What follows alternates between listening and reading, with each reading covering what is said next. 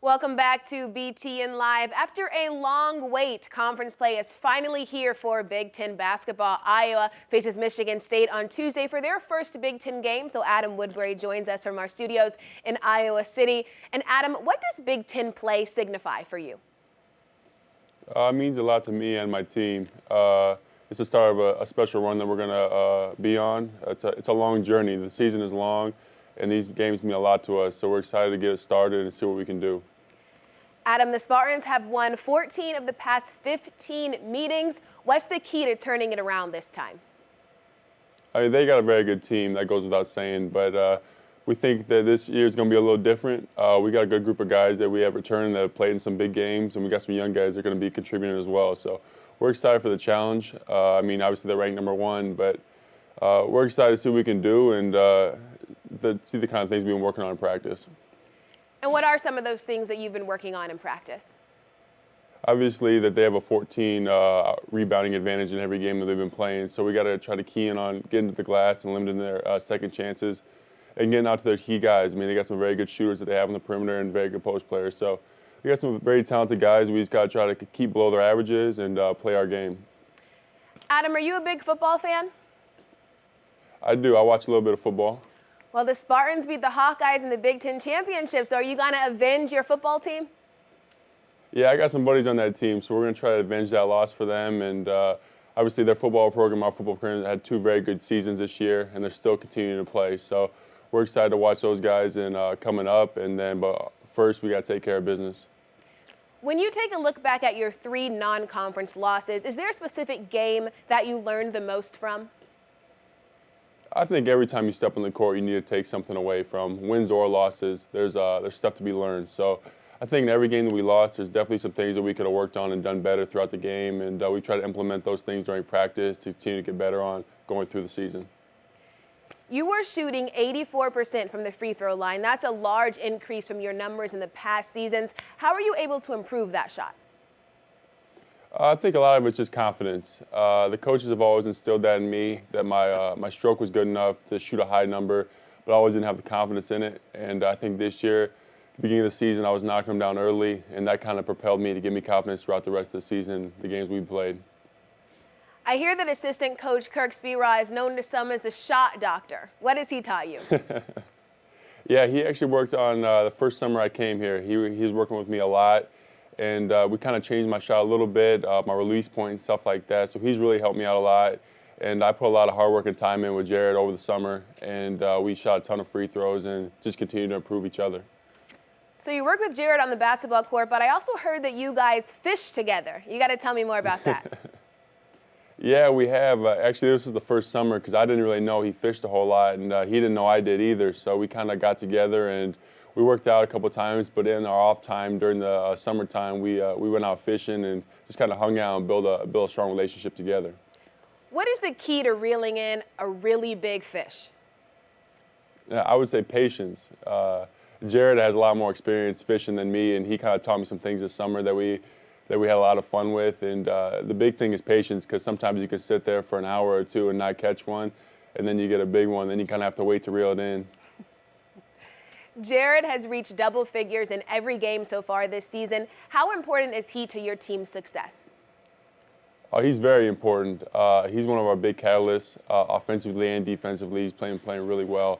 So, I mean, he's a key guy that everybody keys in on, but he still continues to get his shot whenever he needs to.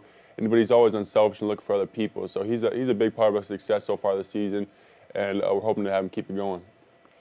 You have seen an increase in your minutes now that Olaseni is no longer on the team. How are you dealing with that increased workload? I think whenever the coaches ask more of you, it kind of gives you a confidence boost. And I've always been kind of a 15 to 20-minute guy because I play with Gabe, who was another very talented big man. But this year, I've kind of been in the bigger games we played. I've kind of seen my minutes go up, which is always a good way to prove yourself to other people. And just to try to improve what you do on the court. So I've always seen it as a confidence boost the coaches have in me, and I've tried to try to make them happy with my numbers and what I've been able to produce. So how did you prepare for that increased workload during the summer? Was it just more conditioning? I think even the previous years I could have played the number of minutes I've been playing now. It just wasn't asked of me. I feel like I've always been in pretty good shape, and this year's probably been the best shape of my life. But I've always continued to work hard throughout the offseason to get ready for the long season and just always be prepared whenever my number is called. When you look at your previous seasons and this season, what have you improved on the most? I think I've improved in a lot of areas. I think my rebounding numbers are a little bit better this year, obviously with the more minutes. I've definitely tried to improve my jump shot. When I came in here, I really wasn't looking to take it at all, and now I'm trying to find my spots here and there, and obviously trying to work on my post moves a little bit, and continue to run the floor hard, and just defensively, little things here and there that we put in our system, showing on pick and rolls and things like that. I'm just trying to instill little things here and there as I continue to improve. The conference has been known to have some talented guards, but this year it seems like the big men are receiving a lot of hype. Is this the year of the big men in the Big Ten? I think we have talented players all around the different positions.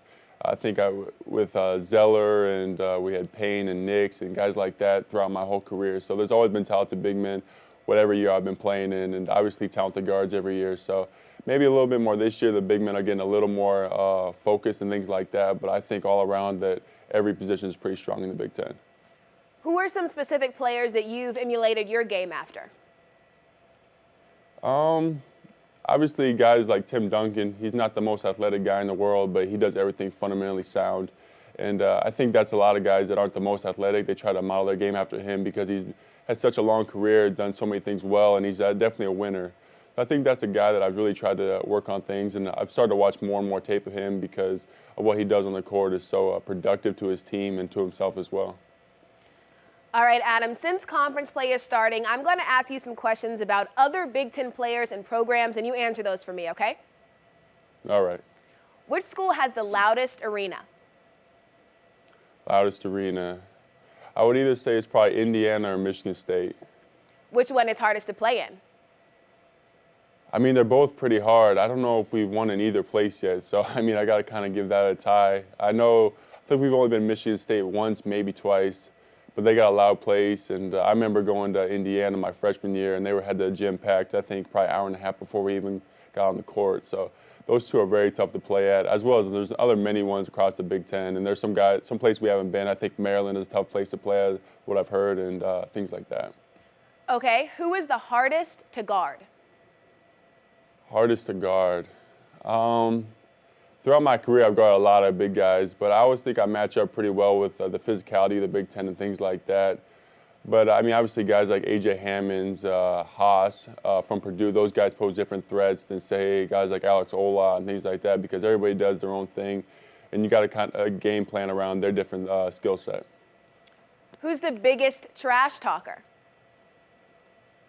I don't really talk a whole lot, so most big men don't talk either. We kind of keep to ourselves and try to play our own game, so they probably leave that to the guards. All right, and who do you know to never leave open or you'll be in some trouble? To never leave open? Well, there's some guys that can really shoot in our league. Indiana has a bunch of shooters that we can't leave open. Obviously, Michigan State, they got some great guards. Every team has great guards. Karis LeVert from Michigan is very good. So I think that every time that we go to scout, there's always one or two guys that we know shoots a high number in the 40s and even 50s from the three. So we kind of got to always be out on them and plan for the drive. All right, and lastly, this one's about you. Tell me one thing that I would be surprised to know about Adam Woodbury. Before basketball, I played baseball, and it was my favorite sport growing up. What position were you? I pitched. Okay. All right, well, now we know. Man of many talents. Thanks so much for joining us here on BTN Live, and good luck against Michigan State. Thank you.